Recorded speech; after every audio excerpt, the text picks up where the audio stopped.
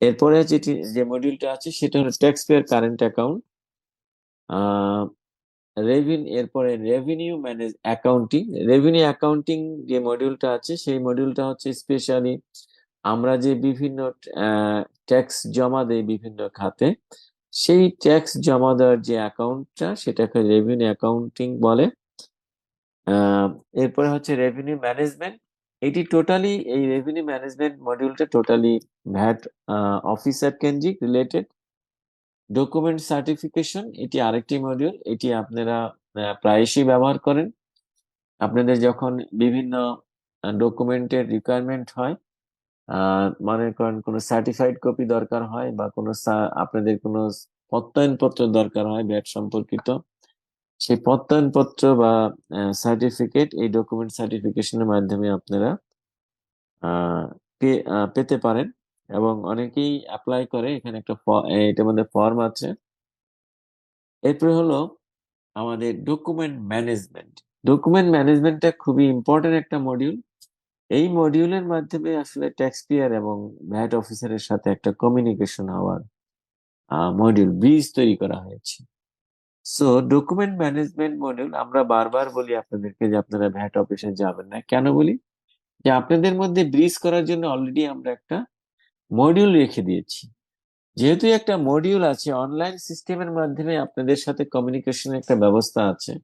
So আমরা কেন physically আপনাদের সাথে ভ্যাট অফিসে আপনারা যাবেন? এই জন্য আমরা আসলে আপনাদেরকে বারবার রিকোয়েস্ট করি যে আপনাদের ভ্যাট অফিসে যাওয়ার দরকার নেই। আপনারা যা রিকোয়ারমেন্ট, আপনার যা প্রয়োজন সেটা ডকুমেন্ট ম্যানেজমেন্টের মাধ্যমে আপনি ভ্যাট অফিসকে অবহিত করে দেন। তারপরে যে মডিউলটা আছে সেটা হলো কেস ম্যানেজমেন্ট। কেস ম্যানেজমেন্ট এটা আহ, আহ, শুনলে মনে হবে যে এটা আসলে case related, but it is not case.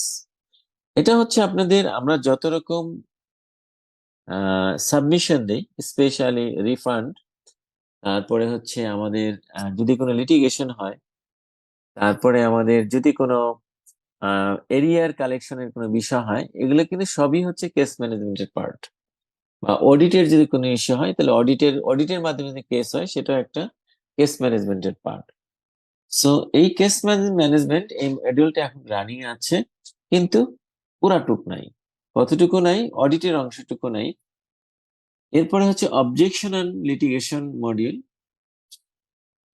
Objection litigation, তারপরে হচ্ছে debt management module.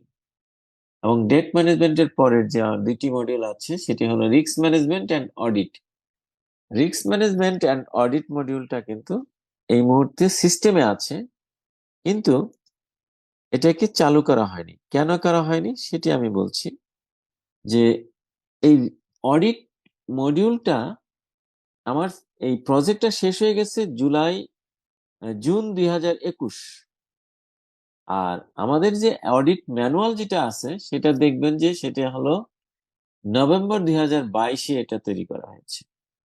So that আমার পক্ষে ওইটাকে আর কাস্টমাইজ করে ওটাকে বিজনেস প্রসেস তৈরি করে আমার পক্ষে সিস্টেম আমি আর দেইনি, বা দেওয়ার আমার সময় নেই। আমি এনবিআর এর কাছে লোকবল জনবল চেয়েছিলাম যে সিস্টেমে দিতে হলে পরে আসলে এটার অনেক কাজ করতে হয় একটা। আপনারা হয়তো শুনলে আশ্চর্য হবেন যে এই সিস্টেমটা ডেভেলপমেন্টের পিছনে যে পরিশ্রম করতে হয়েছে আমাদের, সেটা আসলে অনেক বেশি। কারণ এখানে যখন যে কনসালটেন্ট কাজ করার কথা ছিল সেই কনসালটেন্ট কিন্তু আহ আমি যখন আসি তখনই তার যে কাজের যে টাইম লাইন ছিল সেটি শেষ হয়ে গেছে। অর্থাৎ তার সাথে যে চুক্তি ছিল 5 বছরের, সে চুক্তি মেয়াদ শেষ হয়ে গেছে এবং সে চুক্তি অনুযায়ী সে পেমেন্টও পেয়ে গেছে। অর্থাৎ তার তার ফলে সে আর কোনো কাজ, চুক্তিবিহীন তো আর কোনো কাজ করতে পারবে না, সে আর করেনি আর কি।